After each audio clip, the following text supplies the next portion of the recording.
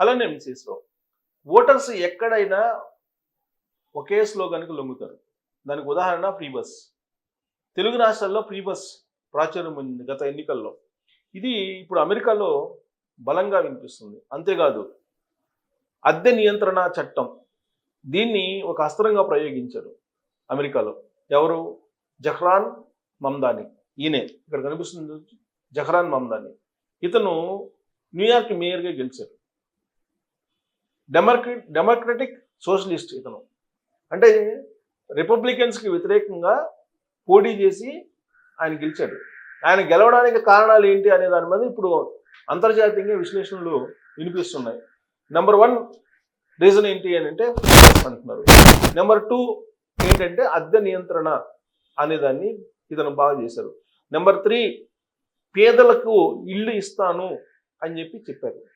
ఈ 3 ప్రధానమైనటువంటి అస్త్రాలు ఆయన గెలుపుకి బాగా ఉపయోగపడ్డాయి.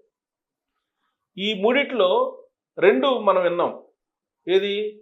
ఫ్రీ బస్ విన్నాం, అలాగే పేదలకు పక్కా గృహాలు నిర్మించిస్తాం. ఇది ప్రతి ఎన్నికల్లో ఒకరిని మించి ఒకళ్ళు, మనం కూడా, మన నాయకులు కూడా, ఇక్కడ ఉన్నటువంటి పార్టీలు కూడా మేనిఫెస్టోలో పెట్టాయి.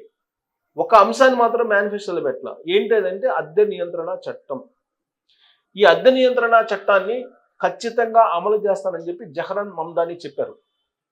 న్యూయార్క్లో ఆయన గెలవడానికి రిపబ్లికన్స్ని కాదని డెమోక్రాటిక్ సోషలిస్ట్ గెలవడానికి ప్రధానమైనటువంటి కారణం అద్దె నియంత్రణ చట్టాన్ని మేనిఫెస్టోలో పెట్టడం.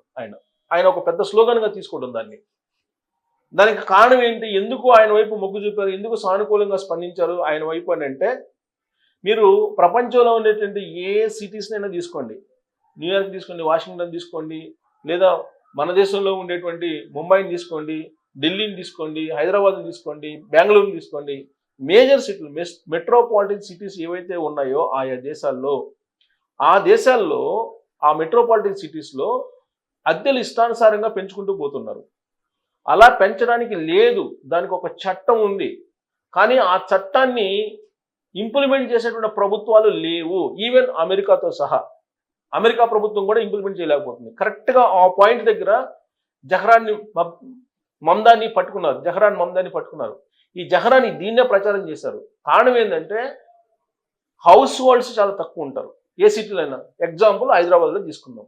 హైదరాబాద్లో హౌస్ హోల్డ్స్ తీసుకుంటే రెంట్కు ఉండేటువంటి వాళ్ళ సంఖ్యతో పోల్చుకుంటే చాలా తక్కువ హౌస్ హోల్డ్స్. కానీ రెంట్కు ఉండేటువంటి వాళ్ళే ఎక్కువ, హౌస్ హోల్డ్స్ చాలా తక్కువ ఉంటారు. ఈ హౌస్ హోల్డ్స్ ఏం చేస్తారంటే డిమాండ్కి తగిన విధంగా రెంట్లు ఇష్టానుసారంగా పెంచుకుంటూ పోతారు. అది చట్టవిరుద్ధం, పక్కాగా చట్టవిరుద్ధం ఇది. అందుకే అద్దె నియంత్రణ చట్టం అనేది ఒకటి ఉంది, దాన్ని ఇంప్లిమెంట్ చేస్తానని చెప్పి ఎప్పుడైతే జహ్రాన్ చెప్పారో, న్యూయార్క్లో ఉండేటువంటి పేదలు ఎవరైతే ఉన్నారో, రెంట్లు కట్టలేనటువంటి వాళ్ళు జహ్రాన్ వైపు మొగ్గారు. అందుకే జహ్రాన్ గెలిచారు. జనరల్గా అద్దె నియంత్రణ చట్టం ఎందుకు పెడతారు? మధ్యతరగతి వర్గాలకు అందుబాటులో ఉండేలాగా. ఇప్పుడు ఎవరైతే ప్రాపర్టీస్ ఉంటాయో వాళ్ళు ఆల్రెడీ సంపన్నులు, వాళ్ళు మరింత సంపన్నులుగా కావడానికి అద్దెలను ఇష్టానుసారంగా పెంచుకునేదానికి అవకాశం లేదు. ఇది దేశవ్యాప్తంగా ఉన్నటువంటి చట్టం, ప్రపంచవ్యాప్తంగా ఉన్నటువంటి చట్టం. కానీ దీన్ని ఇంప్లిమెంట్ చేయడంలో ప్రభుత్వాలు ఉదాసీనంగా వ్యవహరిస్తూ ఉన్నాయి. కరెక్ట్గా ఆ పాయింట్ దగ్గర ఆయన ట్విస్ట్ చేశారు జహ్రాన్. ఇప్పుడు ట్రంప్ ఏం చెప్తున్నాడు? జహ్రాన్ గెలవడానికి నా బొమ్మ లేకపోవడమే ఆయన గెలిచాడు, నా బొమ్మ పెట్టుకుని కనుక రిపబ్లికన్ అభ్యర్థులు కనుక వెళ్ళినట్టయితే గెలిచిండేవాళ్ళు, ఇన్నే చెప్తున్నారు. అది కాదు. ఆయన న్యూయార్క్లో ఉండేటువంటి పేదలతోటి మమేకమయ్యారు. న్యూయార్క్లో ఉండేటువంటి పేదల యొక్క బాధలు తెలుసుకున్నారు. అక్కడ ఉండేటువంటి పేదలకు ఇల్లు కట్టించేటువంటి ఒక ఉద్యమాన్ని తీసుకున్నాడు ఆయన.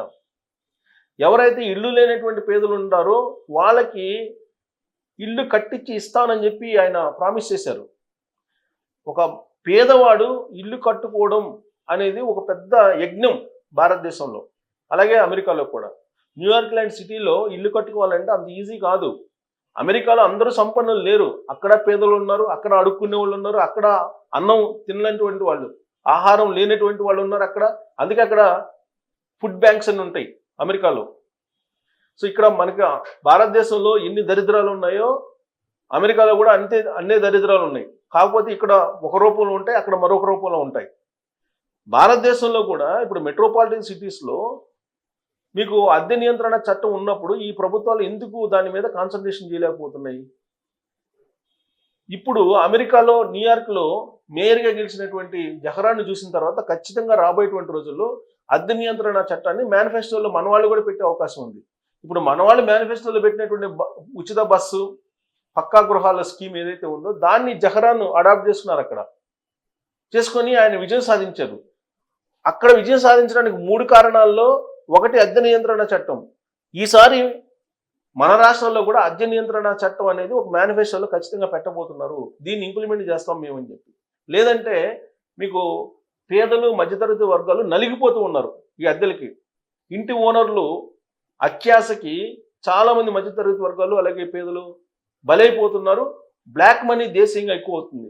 కేవలం అద్దెల కాలంగానే బ్లాక్ మనీ ఎక్కువ అవుతుంది. మీరు తీసుకుంటే అద్దెలకి ఇచ్చేటువంటి వాళ్ళు హైదరాబాద్లోనే తీసుకుందాం, ఎక్కడో తెలియని ప్రాంతానికి ఎందుకు హైదరాబాద్లోనే తీసుకుంటే వాళ్ళు ఆన్లైన్ పేమెంట్స్ చాలామంది అంగీకరించరు. అందరికీ డబ్బులు కావాలి, కరెన్సీ కావాలి. ఆ కరెన్సీ ఇస్తే దీన్ని తీసుకెళ్ళి బంగారం షాప్లో పెట్టి బంగారం కొనుగోలు చేసి దాచుకుంటారు. ఇది ఈ తతంగం జరుగుతుంది. లేదంటే రియల్ ఎస్టేట్లో పెట్టుబడి పెడతారు. వైట్ అంతా బ్లాక్ అంతా ఇదే గొడవ భారతదేశంలో. ఉన్నాడు గొడవ ఇది, లేనాడు గొడవ ఏంటి? ఉండటానికి ఇంటి ఉండదు, తినడానికి తిండి ఉండదు. ఒకవైపు ఏమో ఈ వర్గం, ఇంకొక వైపు ఏమో ఆ వర్గం. ఇప్పుడు బలపడుతున్న వర్గం ఏంటంటే సంపన్న వర్గాలు బలపడుతున్నారు. అందుకే రీసెంట్గా వచ్చినటువంటి సర్వేలో కూడా 60%, 62% సంపద 1% కుబేరుల దగ్గరికి వెళ్ళిపోతుంది. ఇది రాబోయేటువంటి రోజుల్లో 70%కి వెళ్ళిపోయే అవకాశం ఉంది. మిగతా 30%, 99% మంది ప్రజలు పంచుకోవాల్సి వస్తుంది. ఇది ప్రమాదకరం. ఇది భారతదేశానికి ఎమర్జెన్సీ తెచ్చేటువంటి రోజులు వస్తున్నాయని చెప్పి ఆర్థికవేత్తలు హెచ్చరిస్తూ ఉన్నారు. తాజాగా ఆల్రెడీ G7 నివేదిక చెప్తుందట. G20 నివేదిక 2 రోజుల క్రితం వెల్లడైంది. దాంట్లో క్లియర్గా చెప్పారు భారతదేశంలో ఎమర్జెన్సీ వచ్చే దానికి అవకాశం ఉంది, ఆర్థిక అసమానతలు పెరిగిపోతున్నాయని చెప్పి G20 నివేదిక అఫీషియల్గా చెప్పింది. దీనికి కారణం ఏంటి? మెట్రోపాలిటన్ సిటీస్లో కొన్ని కోట్ల మంది ఉంటారు, మిగతా గ్రామీణ ప్రాంతాల్లో కూడా ఉంటారు. బట్ మెట్రోపాలిటన్ సిటీస్లో ఎక్కువ మంది పబ్లిక్ ఉంటారు. అక్కడ హౌసెస్ ఉన్నటువంటి వాళ్ళు చాలా తక్కువ ఉంటారు. వాళ్ళు ఈ మధ్యతరగతి వర్గాన్ని, పేదల్ని పీకు తింటున్నారు. బెంగళూరు తీసుకుంటే బెంగళూరులో దాదాపు 6 నెలలు అడ్వాన్స్ ముందే వసూలు చేస్తున్నారు. హైదరాబాద్లో రెంట్లు ఇష్టానుసారం పెంచేశారు. మీరు లాస్ట్ ఇయర్కి ఈ ఇయర్కి, లాస్ట్ బిఫోర్ ఇయర్కి ఈ ఇయర్కి తీసుకుంటే దాదాపు అద్దెలు 30 నుంచి 40% పెంచేశారు. మరి ఎందుకు పెంచుతారు? ఇది చట్టవిరుద్ధం కదా. మరి చట్టవిరుద్ధం అయినప్పుడు అద్దెలు పెంచేటువంటి వాళ్ళు నేరస్తులే కదా, వాళ్ళ మీద కేసులు పెట్టాలి కదా. ఎందుకు పెట్టడం లేదు అని అంటే ఎవరు అద్దె నియంత్రణ చట్టం ఉంది, దాన్ని ఇంప్లిమెంట్ చేయాలని చెప్పి డిమాండ్స్ రావట్లా. ఇప్పుడు వస్తాయి. ఎందుకు వస్తాయంటే అమెరికాలో న్యూయార్క్లో అద్దె నియంత్రణ చట్టాన్ని మేనిఫెస్టోలో తీసుకొని ఆయన పర్సనల్గా దీన్ని ఫోకస్ చేసి అద్దె నియంత్రణ చట్టాన్ని తీసుకెళ్ళి అక్కడున్నటువంటి ఓటర్స్ని ప్రసన్నం చేసుకుని గెలిచాడు. కాబట్టి రాబోయేటువంటి గ్రేటర్ హైదరాబాద్ ఎలక్షన్లో కానీ లేదా వైజాగ్లో రాబోయేటువంటి కార్పొరేషన్ ఎలక్షన్లో కానీ ఖచ్చితంగా అద్దె నియంత్రణ చట్టం మీద పార్టీలు కూడా, ఇక్కడ ఉండేటువంటి పార్టీలు కూడా ఫోకస్ చేస్తాయి. ఫోకస్ చేయకపోతే వాళ్ళు రాజకీయంగా మనుగడ సాధించలేని పరిస్థితి ఏర్పడుతుందని చెప్పి న్యూయార్క్లో వచ్చినటువంటి ఫలితం మనకు కనిపిస్తుంది. కాబట్టి రాబోయేటువంటి రోజుల్లో అద్దె నియంత్రణ చట్టాన్ని కనుక పకడ్బందీగా అమలు చేస్తే అనేక మంది ఇంటి ఓనర్లు జైలు పాలు కావడం ఖాయము. ఇప్పటికైనా అద్దె నియంత్రణ చట్టం ఉంది, దానికి ఒక అథారిటీ ఉంది, కానీ కంప్లైంట్ చేసేటువంటి వాళ్ళు తక్కువ మంది ఉన్నారు. ఓనర్లు ఇష్టానుసారం అయిపోయింది, పీక్కు తింటున్నట్టు పరిస్థితి మధ్యతరగతిని, పేదలని. సో ఇలాంటి పరిస్థితి నుంచి ఈ రాజకీయ పార్టీలే బయట వేయాలి వీళ్ళని. అలా చేయకపోతే కనుక ఓటు బ్యాంక్ రాదు. మీరు ఎప్పుడైతే అద్దె నియంత్రణ చట్టాన్ని మేనిఫెస్టోలో పెట్టి దీన్ని పకడ్బందీగా అమలు చేస్తామని చెప్తారో ఆ రోజున పట్టణాల్లో ఉండేటువంటి ఓటర్లు ఆ పార్టీలకు పట్టం కట్టే అవకాశం ఉంది అని చెప్పి న్యూయార్క్ ఫలితం తెలియజేస్తుంది. మరి దీని ప్రభావం రాబోయేటువంటి రోజుల్లో తెలుగు రాష్ట్రాల్లో ఉన్నటువంటి పార్టీల్లో మేనిఫెస్టోలో రాబోతుందా ఇది? అప్పుడు ఓనర్లు జైలుకి వెళ్తే ఖాయమా అనే దాని మీద మీరు కామెంట్ చేయొచ్చు. Thank you.